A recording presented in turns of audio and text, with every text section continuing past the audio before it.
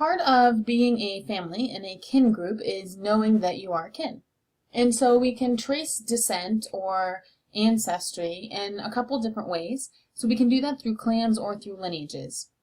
And a clan is a group of relatives who are descended from a single ancestor, usually a lot of generations, so 10 or more generations who all claim to be related, and they all kind of trace their ancestry back to an apex or a single individual. The only thing with this is that it's a vague or kind of assumed relationship. They can't actually trace step by step back through the lineage from themselves to their parents, to their grandparents, great-grandparents, so on and so forth. That doesn't really exist in a clan. So it's kind of an assumed relationship to that ancestor. And sometimes that ancestor can be an animal, a totem, a supernatural entity that kind of helps create group identity. It can be an actual ancestor, but a lot of times it's more about creating a group as opposed to literally tracing your lineage. Okay, and so lineage then would be a group of relatives who are descended from known ancestors, and so they can actually trace step by step back through the history of the family. They can trace their lineage all to the same family or to the same person. Okay, and so these are just two different ways of creating or understanding your kin group. And so with a clan, they're generally exogamous, which means that the clan each member of the clan has to marry someone outside of the clan.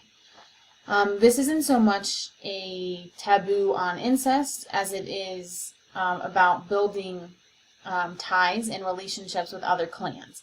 So if you want to leave your clan and you want to marry someone outside of another clan, this is going to help build ties between the two. So it's going to help tie together not just the social part of family, but also political and economic ties, and kind of bring your two clans together. If we're talking about descent and movement through families, this often is unilineal. Okay, and so that means it's traced through one side of the family. Most often it's going to be patrilineal. So this is making sense of your descent or tracing descent through males of the same ancestor. So your father, your grandfather, your great-grandfather, your great-great-grandfather, so on and so forth. Okay, most clans and lineages in non-industrial societies are patrilineal. Okay, matrilineal, on the other hand, is where you're tracing descent through women who are all descended from one ancestral woman.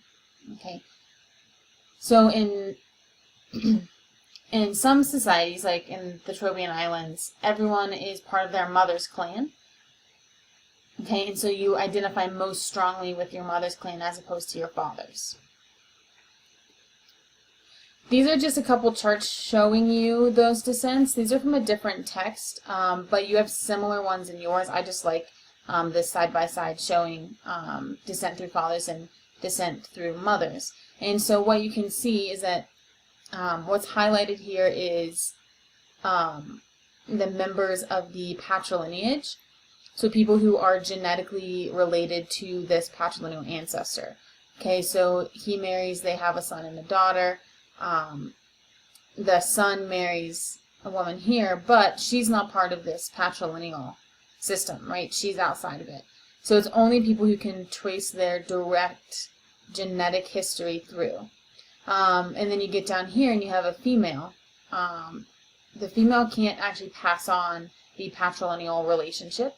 So then this female's children are not part of the patrilineal descent. Okay, the patrilineage. Same thing with women. So you're tracing through the female. So this is your matrilineal ancestor. She gives birth to a male and female offspring.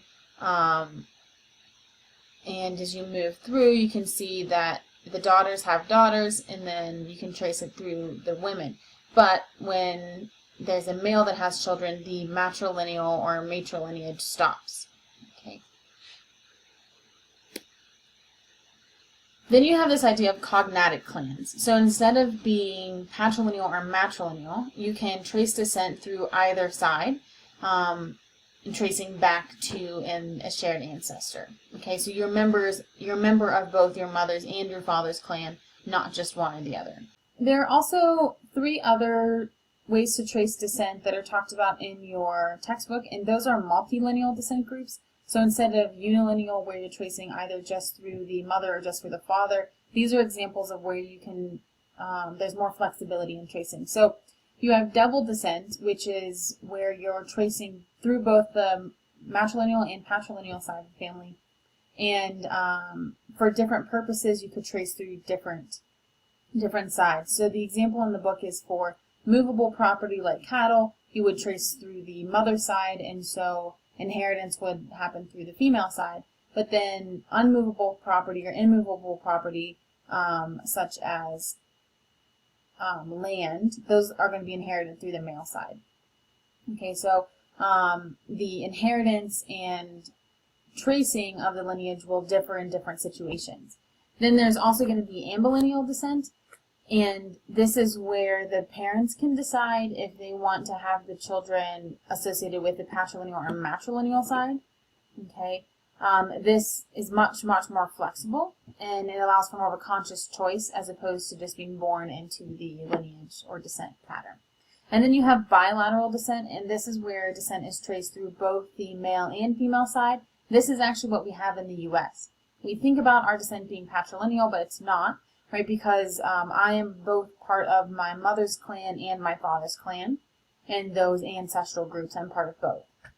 Okay, so just a few more examples of different types of descent groups, and remember that these are multilineal instead of unilineal.